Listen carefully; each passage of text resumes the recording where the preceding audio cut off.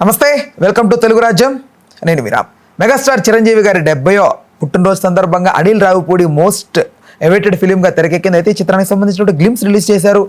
మనశంకర వరప్రసాద్ అనే చిత్రం ద్వారా ఈ టైటిల్ ద్వారా ఈ చిత్రం సంబంధించి గ్లిమ్స్ అయితే రిలీజ్ చేశారు. గ్లిమ్స్ ఎలా ఉంది, సినిమా మీద ఎక్స్పెక్టేషన్స్ ఎలా ఉంటాయి అంశం గురించి మనం మాట్లాడడానికి సినీ మరియు రాజకీయ విశ్లేషకులు దాసు విజ్ఞాన్ గారు ఉన్నారు. ఆయనతో మాట్లాడదాం. నమస్తే అన్న. చూసారా గ్లిమ్స్ ఎలా అనిపించింది? బిగ్ బాస్ మ్యూజిక్ కదా అది.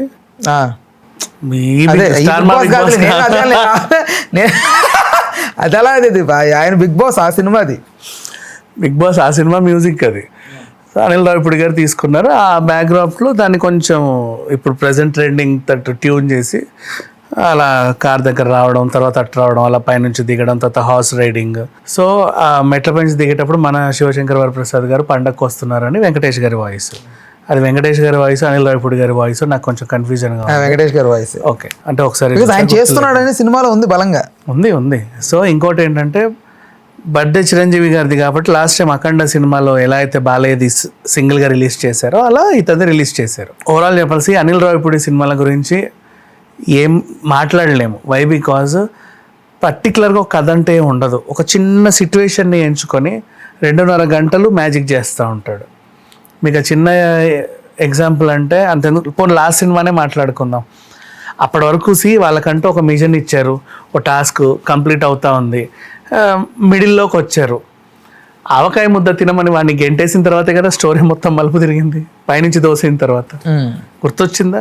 గుండోని ఆవకాయ ముద్ద కోసం పైనుంచి ఇవిడి తోసేసిన తర్వాత ఆ చిన్న సీనే అంతే కథ మొత్తాన్ని అసలు మొత్తం ఎటెటెటో తిప్పేసింది. అట్లా ఏదో ఒక చిన్న పాయింట్ ఎంచుకుంటాడు.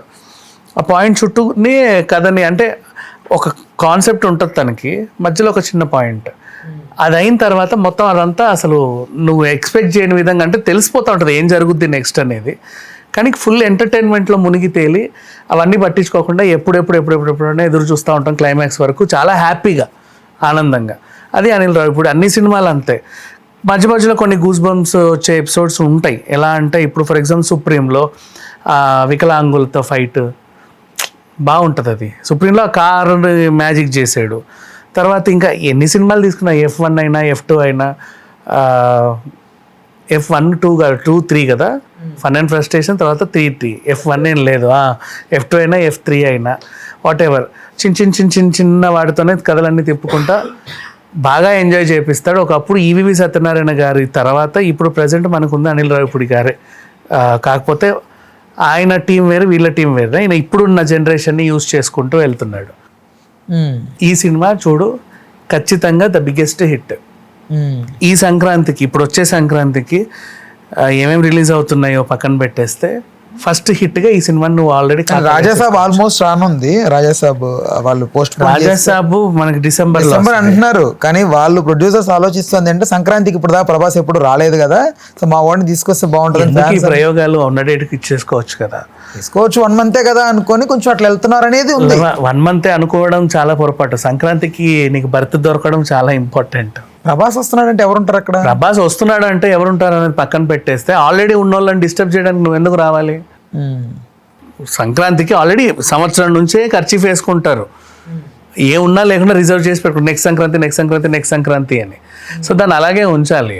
మధ్యలో పని కట్టుకొని మనం వచ్చి నేను వస్తా అంటే ఎవరు ఉంటారు అక్కడ అనేది చాలా తప్పు. సో మనకంటూ ఒక ఉంటాయి. ఇన్ కేసు ఒకవేళ డిసెంబర్ తప్పితే మళ్ళీ ఎప్పుడు సమ్మర్కే ఉంటుంది. సంక్రాంతిని డిస్టర్బ్ చేయరు ఎవరు. సో అది అలాగే ఉంటుంది. అంటే ఆ కోరిక కూడా నీ వల్ల కాదు. అది యూ కాంట్ వన్స్ యూ ఒక డేట్కి ఫిక్స్ అయిన తర్వాత.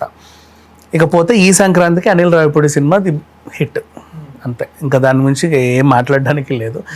అన్ని సినిమాల్లో హిట్ అవ్వాలనే కోరుకుంటున్నా. అంటే క్యారెక్టరైజేషన్ ఏమనిపించింది చిరంజీవి గారిది చూసినప్పుడు? అంటే సిగరెట్ చాలా రోజుల తర్వాత, అంటే ఓకే వాళ్ళ వేరే బీడీ పెట్టారు కానీ కానీ ఇందులో మాత్రం ఎక్కడ కూడా కొంచెం కనిపించిన ప్రతి షాట్లో ఆయన సిగరెట్ వెలిగించడం. చిరంజీవి గారి చుట్టే వెళ్తున్నావు అంతే.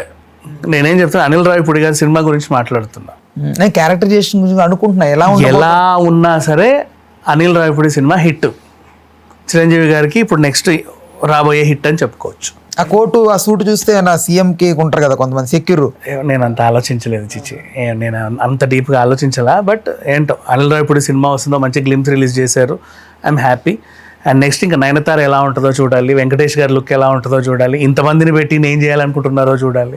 వెంకటేష్ గారిని అంటే ఇన్వాల్వ్ చేసి మల్టీ స్టార్ లాగా అసలు అది ఎలా మల్టీ స్టార్ కాదు, ఒక చిన్న నెగిటివ్ రోల్ లాంటిదే అని అనుకుంటున్నారు. ఒక టైంలో సపోర్ట్ చేస్తాడని, ఇతనికి ఒక హత్య కేసులు ఛేదించడానికి ఈయన వస్తాడు అన్నట్లు ఒక వార్త వచ్చింది. బట్ అది ఎంతవరకు నిజమో నాకు తెలియదు. ఇప్పటి వరకు వచ్చినట్టు వరకు స్పెక్యులేషన్స్ ఏంటి సినిమా మీద మామూలుగా?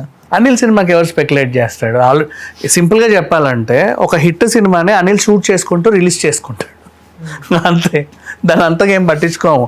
రిలీజ్ అయిన తర్వాత సర్ప్రైజ్ అవ్వాలి, ప్రతి ఇది ఎలిమెంట్ని సర్ప్రైజ్గా చూస్తా వెళ్ళిపోవాలి అంతే. ఇంకా నయనతారని ఇన్వాల్వ్ చేయడం, ఫస్ట్ టైం ఆ పిల్లతో ప్రమోషన్స్ చేయించుకోవడం గ్రేట్ అది. అండ్ ఇంతమందిని ఇన్వాల్వ్ చేస్తూ ఇంకెంతమంది ఫ్యాడింగ్ ఉన్నారు చెప్పలేం కదా. ఈ సినిమా హిట్ రాసి పెట్టుకో. టైటిల్ ఎలా ఉంది? ఓకేనా? అది కొంచెం గ్రాస్పింగ్ అనిపిస్తుందా? మనశంకర ఆయన చిరంజీవి గారు అసలు పేరు శివశంకర వరప్రసాద్ అని మార్చి మనశంకర ఫాంట్ తో అందంగా రాశారబ్బా, చాలా బాగుంది. అన్ని బాగున్నాయి దీంట్లో, మచ్చక కూడా అసలు ఇట్లా మచ్చ పెట్టడానికి ఏమీ లేదు. అంటే ఇది ఫ్యామిలీ ఆడియన్స్ అట్రాక్ట్ చేసే ఫిల్మ్ లాగా ఉంటుందా? ఈ సంక్రాంతికి, వచ్చే సంక్రాంతికి ఈ సినిమాకి ప్రతి ఒక్కరు వెళ్తారు, ఫ్యామిలీస్, ఇంత పిల్లల దగ్గర నుంచి 3 కళ్ళ ముసలిదాని వరకు అలా అలా అలా వెళ్తారు. కామెడీ ట్రాక్ నెక్స్ట్ లెవెల్లో తీసుకోబోతున్న సినిమాలు అని. ఎందుకంటే చిరంజీవి గారికి అంటే ఒక సపరేట్ కామెడీ అది ఉంటుంది, అది రవితేజ గారికి ఒక సపరేట్ ఉంటుంది, వెంకటేష్ గారికి ఒక సపరేట్ ఉంటుంది. ఎంత కాదనుకున్న చిరంజీవి గారు అండ్ వెంకటేష్ గారు ఉన్నారు అంటే ఇంకా అర్థం చేసుకో. పైగా దీని అనిల్ రావిపూడి డైరెక్షన్, మళ్ళీ ఈయన అంటే కామెడీ బాగుంటుంది అబ్బా. దీన్ని నువ్వు అంతగా ఆలోచించకు, చాలా ప్లేన్ మైండ్తో చేసుకో. ఇది కనీసం సంక్రాంతికి అంత కలెక్షన్స్ వస్తాయో రావు కానీ 500 కోట్లు అయితే 100% తీస్తుంది ఆ వీకెండ్కి, డౌటే లేదు. 500 కోట్లని చాలా ఈజీగా తీస్తుంది, చూడు, రాసి పెట్టుకో. అయితే ఈ సినిమాలో ఇప్పుడు మెగాస్టార్ వల్ల సినిమాకి బజ్ పెరుగుతుందా, లేకపోతే అనిల్ రావిపూడి వల్ల ఎక్కువ బజ్ పెరుగుతుందా? ఇట్లా ఏం చెప్పలేం. మా సినిమాలా చూడండి. నెంబర్ 1 నెక్స్ట్ ఈవెన్ సీతం వాకిట్లో సినిమాలో సెట్ అయినా సరే, నువ్వు ఇద్దరు హీరోలు, దిల్ రాజు, ఈ డైరెక్టర్, ఇవేం చూడొద్దు. సంక్రాంతికి ఒక ఫ్యామిలీ సినిమా వస్తుంది, ఓకేనా? మీకు కావాల్సినంతమంది స్టార్లు ఉన్నారు, కావాల్సినంతమంది ఫ్యాడింగ్ ఆర్టిస్టులు ఉన్నారు, ఓ మంచి పాన్ ఇండియా లెవెల్ హీరోయిన్ కూడా ఉంది, సీనియర్ హీరోయిన్ ఉంది. అండ్ అన్నిటికీ మించి ఏ సినిమా అయినా, నేను మొదటి నుంచి ఒకటే చెప్తా, ఏ సినిమా అయినా హిట్ అయినా ఫ్లాప్ అయినా దర్శకుడిదే బాధ్యత. దర్శకుడి వల్లే ప్రతి సినిమాలు దాని మీద అంటే అంచనాలు అందుకోవడమో లేదో ఉంటాయి. సినిమా హిట్ అయితే హీరో, ఫ్లాప్ అయితే డైరెక్టర్, హిట్ అయితే డైరెక్టర్, ఫ్లాప్ అయితే హీరో, ఇట్లాంటివి ఏమి ఉండవు. ఓవరాల్గా ఇది అనిల్ రావిపూడి సినిమా. ఆయన ఎవరినైనా పెట్టుకొని సినిమా ఆడుద్ది, ఇది ఖచ్చితంగా హిట్ అవుతుంది, చూడు. ఓకేనా? Thanks for the time, thanks for information.